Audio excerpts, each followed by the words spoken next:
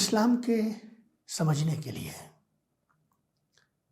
Sources कौन कौन से हैं, सूत्र क्या हैं उसके।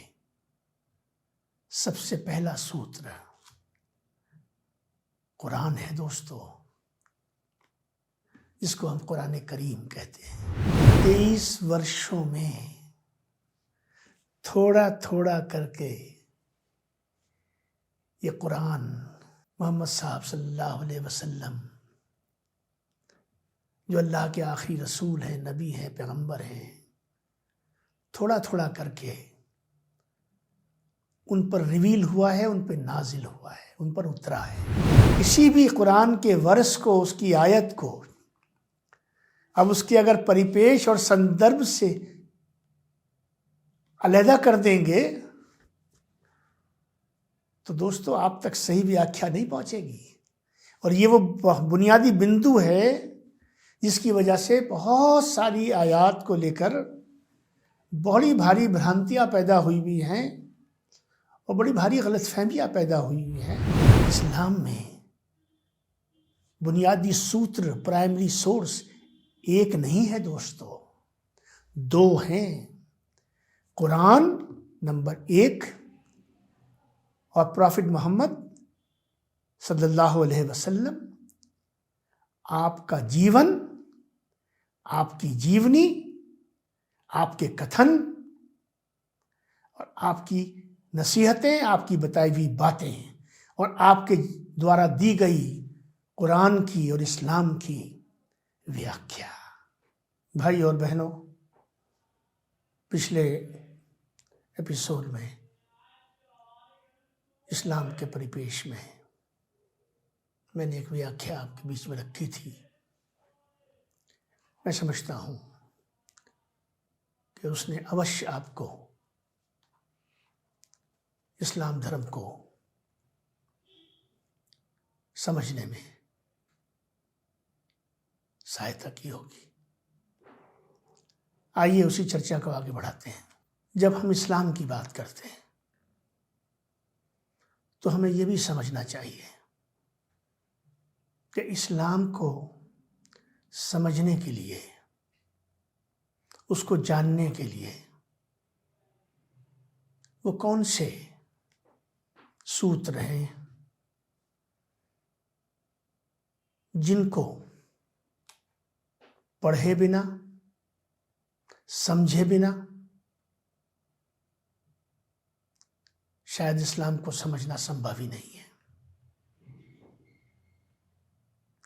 आवश्यक है कि जब हम किसी भी धर्म ग्रंथ को, किसी भी धर्म के टेक्स्ट को पढ़ते हैं और उसकी व्याख्या जिसमें उसका परिपेश दिया होता है, उसका संदर्भ दिया होता है, इन दो चीजों से अपने आप को हटा लेते हैं तो भ्रांतियां पैदा हो जाती हैं। इसलिए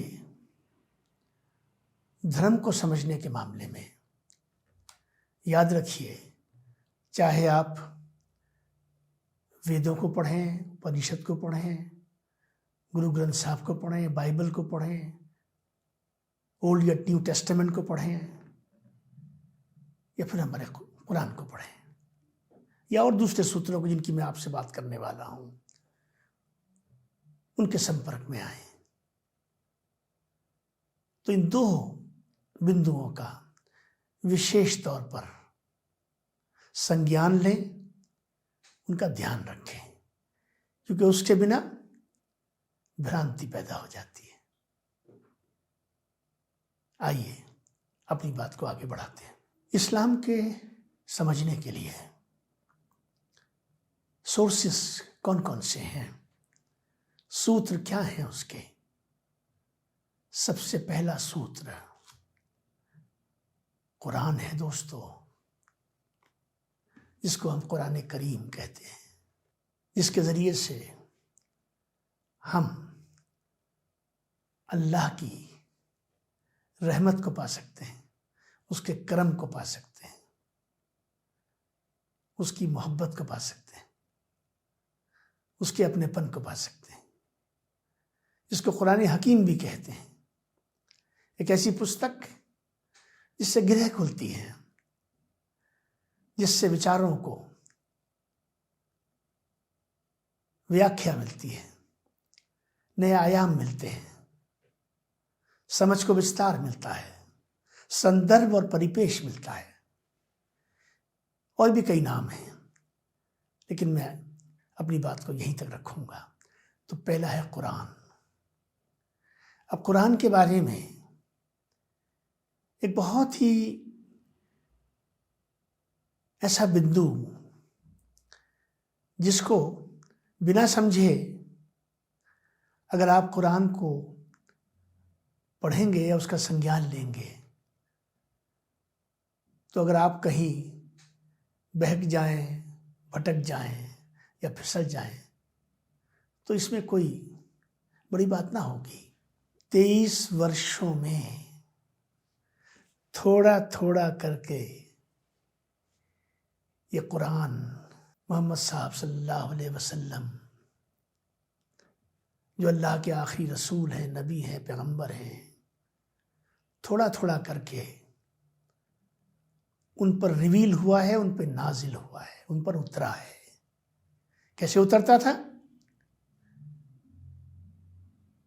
बहुत सारे फरिश्ते हैं और हर फरिश्ते के पास कोई ना कोई काम है। एक फरिश्ते हैं जिनका नाम है जिब्राइल, जिनको अंग्रेजी में गब्राइल भी कहा जाता है।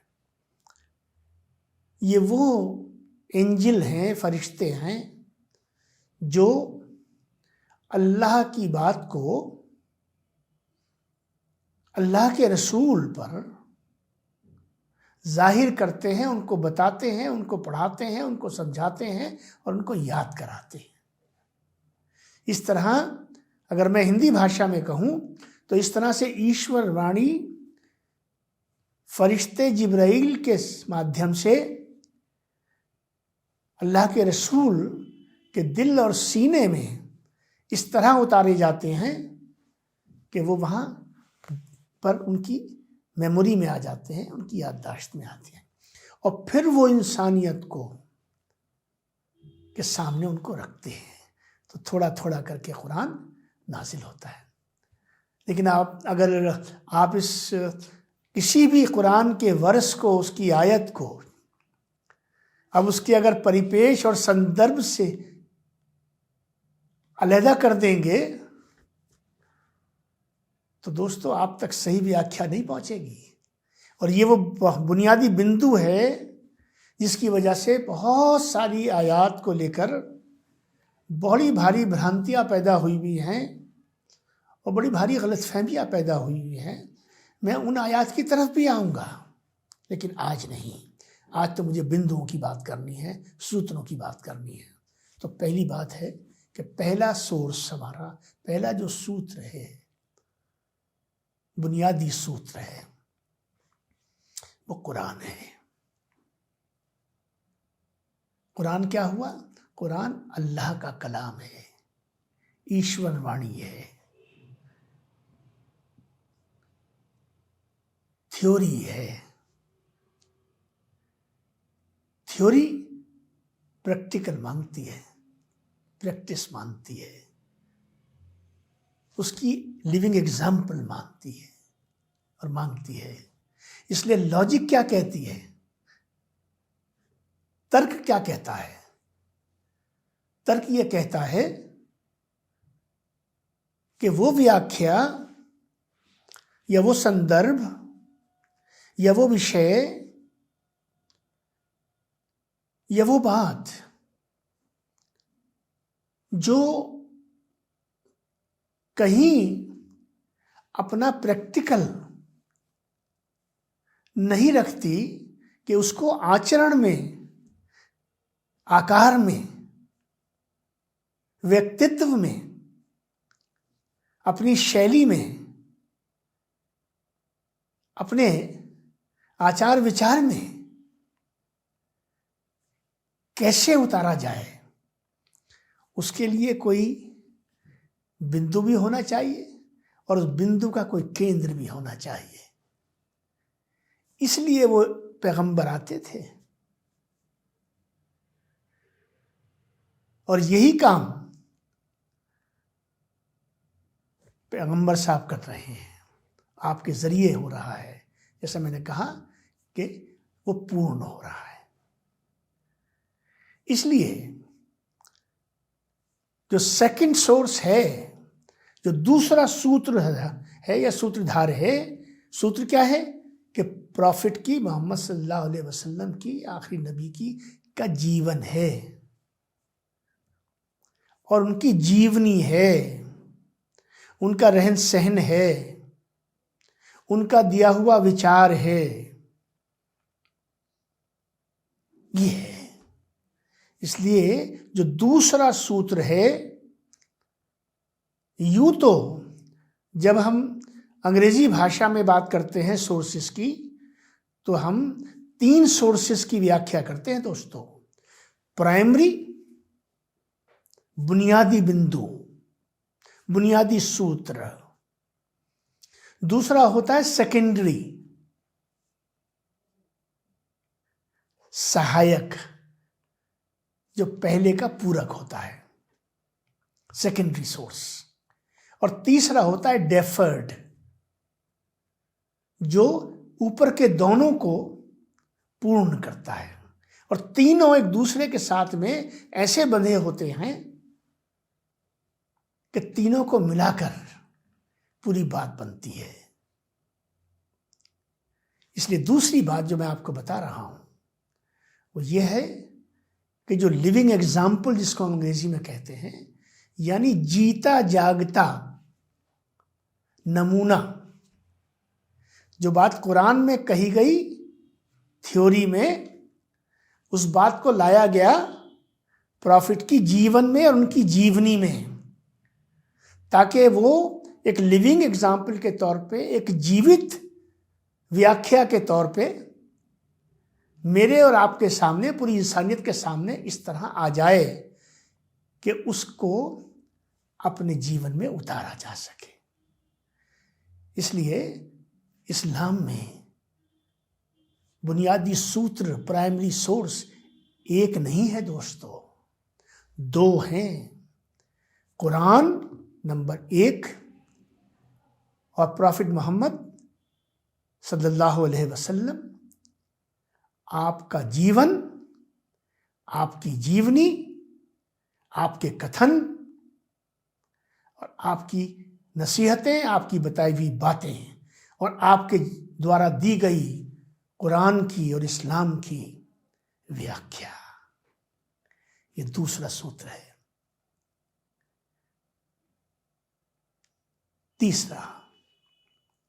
तीसरा सूत्र है दोस्तों, जिसको कहते हैं, अरबी जुबान का लफ्ज है फ़िक़्ह,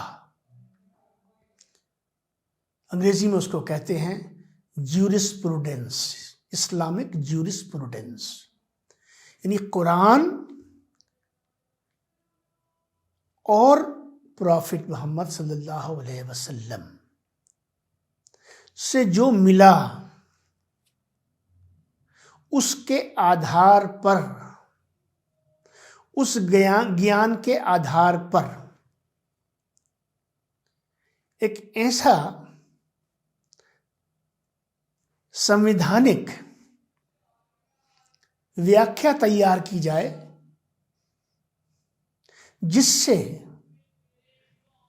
कि इस्लाम के अनुयायियों को जीवन के जिस भी आधार में, जिस भी क्षेत्र में अगर इस्लाम और इस्लामी दर्शन क्या कहता है, कुरान क्या कहता है, तो वो उस तरफ देखें और वहां से उनको ज्ञान भी मिले, प्रकाश भी मिले, सीख भी मिले, रास्ता भी मिले, मंजिल भी मिले, भटकाव से बचें और सटीक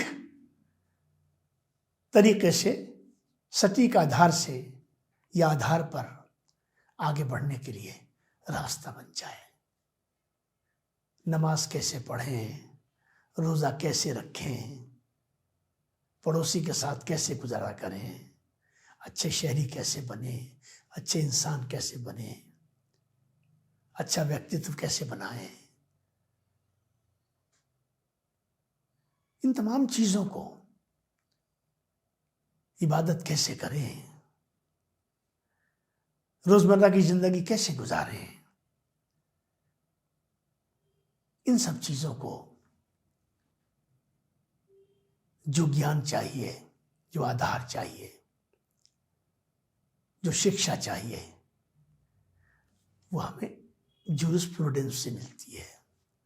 और संविधान में, मैंने संविधान के शब्द इसलिए इस्तेमाल किया कि शायद उससे बात को समझने में आसानी होगी। संविधान का मतलब ये होता है कि उसमें डूज और डोंट्स आ जाते हैं, यानी ऐसा करना है और ऐसे से बचना है। यही तो संवैधानिक व्यवस्था होती है। तो संवैधानिक व्यवस्थाएं, एक व्यवस्था वो होती है जिसको इंसान बनाता है, और एक व्यवस्था वो होती है जिसको ग्रंथ बनाते हैं। और हमारी इस यहाँ पर जो हम चर्चा कर रहे हैं, उसमें हमारा जो ध्यान है वो कुरान पर और प्रॉफिट मोहम्मद की जीवनी और जीवन पर केंद्रित है। ये तीसरी बात मैंने आपको बताई। ये जो जूरिस्प्रूडेंस हमें मिला है, ये हमें जो पहली जनरेशन है इस्लाम की व्याख्या करने वालों की, जिनको हम इमाम कहते हैं, फर्स्ट जनरेशन ऑफ इमाम्स, यानी सबसे पहले वो लोग, वो ज्ञानी व्यक्तित्व उस जमाने के, जिन्होंने अपना पूरा जीवन इस ज्ञान को समझने और उस पर आधारित व्याख्याओं का बखान किया है,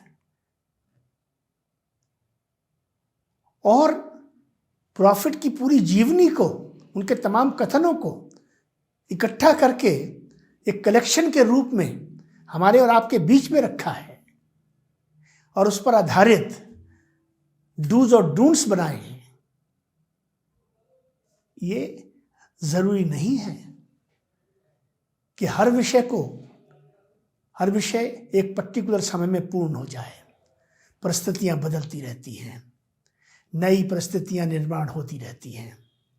इसलिए जो अगला उसूल रखा गया, वो रखा गया है इज्तिहाद, जिसको कहते हैं इनोवेशन, जिसको अंग्रेजी में कहते हैं, कि जब कोई नई परिस्थिति पैदा हो तो इन सोर्सेस पर, इन सूत्रों पर जाइए और पहले देखिए कि उसका कोई जवाब सीधा कुरान में है, हदीस में है, अल्लाह के रसूल की जीवनी में, उनके जीवन में है, उनके कथनों में है। अगर वहां पर पर्याप्त नहीं है तो फिर जिस दौर में जो बड़े, उस जमाने के सबसे बड़े आलिम लोग, ज्ञानी लोग होते हैं, उस दौर के उलमा हो सकते हैं वो उनकी जमात इकट्ठा बैठकर फिर एक व्याख्या लेकर आती है। इस तरह से रिफॉर्म का, इंफॉर्मेशन का, आधुनिकता का जो विषय है वो आगे बढ़ता रहता है, और धर्म और उसकी व्याख्याएं जो हैं उनका विस्तार होता रहता है। इसके बाद अगला जो सूत्र है दोस्तों, उसको कहते हैं इज्मा। जो मैंने आपके सामने चौथी बात इनोवेशन की रखी, ऐसा नहीं है कि कोई भी ज्ञानी बन जाएगा और कोई भी ये काम कर लेगा।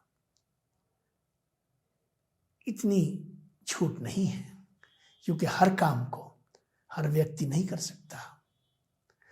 तो जिस दौर में ये काम हो रहा है, उस दौर के जो स्टेक होल्डर्स हैं, जो बड़े उलमा हैं, जिनकी एक समाज में एक भूमिका है, स्पष्ट भूमिका है और प्रमाणिक भूमिका है, वो सब इकट्ठे बैठकर अपने बीच में उस विषय को लेकर इज्मा पैदा करते हैं। इज्मा कहते हैं कंसेंसस को, जिस पर सबके दरमियान में चर्चा हो जाए, बात हो जाए और उस पर सहमति बन जाए। आज के एपिसोड में मैं अपनी चर्चा को समाप्त करने से पहले वो 5 बिंदु आपके सामने दोहरा देता हूं जिन पर मैंने आज आपसे बात की है। आज की चर्चा का विषय था वो कौन से सूत्र हैं जिनके ज्ञान के बिना, जिनकी समझ के बिना इस्लाम को नहीं समझा जा सकता। पहला कुरान है, जिसके बारे में मैंने आपको बताया कि ये अल्लाह का कलाम है और हिंदी भाषा में समझने के लिए ईश्वर वाणी है। पहला सूत्र बताया। दूसरा आपको बताया कि प्रॉफिट मोहम्मद सल्लल्लाहु अलैहि वसल्लम, आपका जीवन, आपकी जीवनी, आपके कथन, आपका रहन सहन और आपकी दी हुई नसीहत, ये दूसरा सूत्र है जिसके कलेक्शंस हमारे जो इमाम्स हैं, जैसे इमाम बुखारी हैं, इमाम तिरमिज़ी हैं, इमाम जाफ़र सादिक हैं, इमाम हम्बल हैं, इमाम मालिकी हैं, ये वो फर्स्ट जनरेशन है इमाम्स की जिन्होंने आपकी जीवनी को और आपके कथनों को का कलेक्शन किया है। तीसरी बात जो मैंने आपके सामने रखी, वो रखी जूरिस्प्रूडेंस की, यानी कुरान और प्रॉफिट की जीवनी पर आधारित व्याख्याएं, संवैधानिक व्यवस्थाएं, क्या करना है, क्या नहीं करना है, डूज और डोंट्स।